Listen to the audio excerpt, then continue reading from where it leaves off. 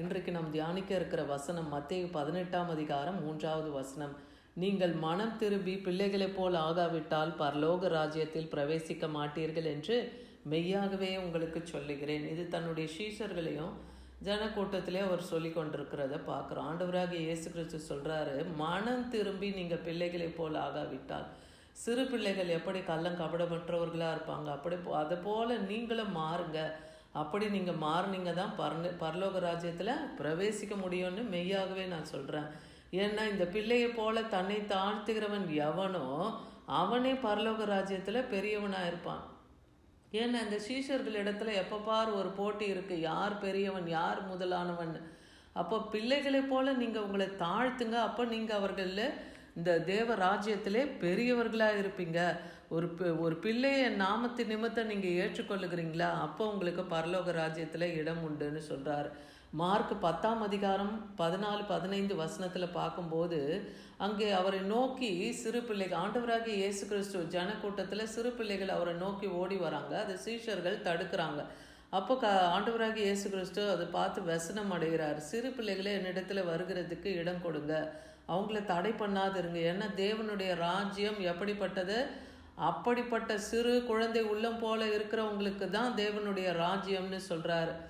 அவங்கள நீங்கள் ஏற்றுக்கொள்ளலைன்னா அந்த ராஜ்யத்தில் நீங்கள் பிரவேசிக்க முடியாது என்று நான் மெய்யாகவே உங்களுக்கு சொல்லுகிறேன்.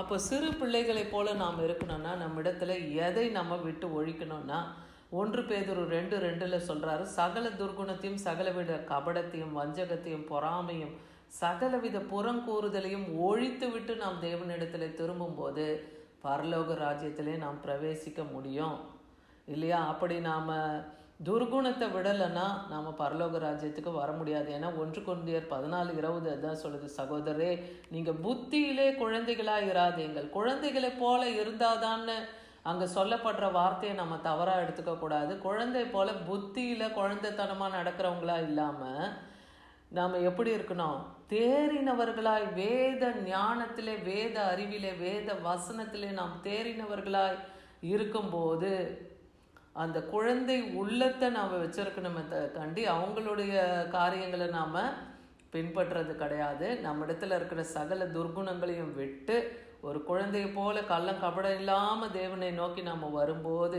அதே போல் வேத வசனத்திலே நாம் தேறினவர்களாய் புத்தியிலே நாம் தேறினவர்களாய் இருக்கணும். அப்படி இருக்கும்போது பரலோக ராஜ்யத்திலே நாம் பிரவேசிக்க முடியும். சங்கீதம் 131:2 சொல்கிறார், பால் மறந்த குழந்தையை போல நான் என் ஆத்துமாவை அடக்கி அமர பண்ணினேன். ஒரு குழந்தை தன் தாயின் இடத்துல போய் அந்த பாலை உண்ணுகிற வரைக்கும் அது எவ்வளோ சந்தோஷமாக இருக்கும். அதுக்கப்புறம் அந்த பாலை மறக்கடித்த உடனே அந்த குழந்தை எப்படி ஒரு தகச்சு போயிடும் இல்லையா? அடுத்து அது ஒரு உணவை அது உட்கொள்ளணும். அந்த பால் மாத்திரம் இல்லை, அடுத்து அது ஒரு திடமான ஆகாரத்தை அது உட்கொள்ள வேண்டியதாக இருக்குது. அதை போல தான் இன்றைக்கும் கர்த்தருடைய பிள்ளைகள் சபையார் அநேகர் பால் உண்ணுகிறவர்களைப் போல ஆரம்ப கால விசுவாசிகளைப் போல சில வசனங்களை பிடித்து கொண்டே ஓடிக்கொண்டு இருக்காங்க. அப்படி அல்ல, பலமுள்ள ஆகாரமாகிய சத்திய வசனத்தை உட்கொண்டு சத்திய வசனத்தில் நடக்கிறவர்களாக நாம் காணப்படணும். என் ஆத்துமா பால் மறந்த குழந்தையை போல இருக்கிறதுனா, அப்போது அந்த பாலை மறந்துட்டு அடுத்து என்ன திட ஆகாரத்தை உட்கொள்ளணும், அடுத்து என்ன எடுத்துக்கொள்ளணுன்ற ஒரு வாஞ்சையில் எப்படி குழந்தைகள் இருக்குமோ, இங்கே தாவீது இப்படி சொல்கிறார், பால் மறந்த குழந்தையை போல நான் இருக்கிறேன் அப்படின்னு சொல்லி. அப்போது வாஞ்சிக்கிறது, தேவனை வாஞ்சித்து தேடுங்க. அவர் சமூகத்தில் நித்தமும் காத்திருந்து அவர் வார்த்தையை நம்ம பெற்றுக்கொள்ளணும், வசனத்தில் வளரணும். இன்னும் நம்ம கர்த்தருக்குள்ளாக அவருடைய சத்துவத்துக்குள்ளாகவும் நாம் பலப்படுகிறவர்களாக இருக்கணும்.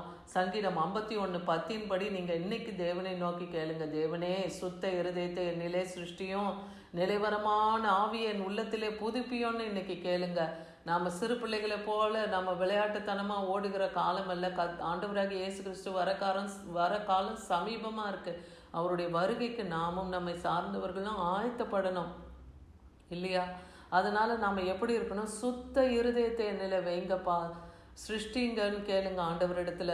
நிலைவரமான ஆவி, அந்த ஆவி இங்கும் அங்கும் அலையாதபடிக்கு, இடப்புறமும் வலப்புறமும் சாயாதபடிக்கு அது நிலைவரமான ஆவியை எங்கள் உள்ளத்தில் புதுப்பிங்கப்பான்னு இன்னைக்கு நீங்கள் ஒவ்வொருவரும் கேளுங்க.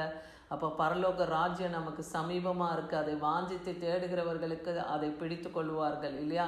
பரலோக ராஜ்யத்தை பலவந்தப்படுத்துங்கள், அப்பொழுது நீங்கள் அதை பிடித்து கொள்ளுவீர்கள், அதை அடைவீர்கள் இல்லையா. அதே சங்கீதம் 51:11 12 வசனத்துலேயும் பாருங்கள், உமது சமூகத்தை விட்டு என்னை தள்ளாதையும் இயேசப்பான்னு நீங்கள் கேளுங்க. அவருடைய சமூகத்தை விட்டு நம்மை விலகாதபடிக்கு, அவர் நம்மை தள்ளிவிடாதபடிக்கு நம் பரிசுத்த ஆவியை என்னிடத்திலிருந்து எடுத்துக்கொள்ளாமலும் ஆண்டவரேன்னு சொல்லி நாம் தேவனிடத்தில் கேட்கணும். உமது ரட்சணத்தின் சந்தோஷத்தை நான் திரும்பவும் பெறணும், எனக்குள்ள உம்முடைய உற்சாகமான ஆவியை தங்கும்படியாய் செய்யும் கத்தாவேன்னு சொல்லி தேவனிடத்தில் இன்னைக்கு இந்த ஜப விண்ணப்பத்தை வைங்க. ஏன்னா மத்தேயு 5:18 சொல்றாரு, வானம் பூமி ஒழிந்து போனாலும் நியாயப்பிரமாணத்தில் உள்ளதெல்லாம் நிறைவேறும் அளவும் இந்த சிறு எழுத்தாகிலும் ஒரு எழுத்தின் உறுப்பாகிலும் ஒழிந்து போகாது என்று மெய்யாகவே உங்களுக்கு சொல்லுகிறேன்.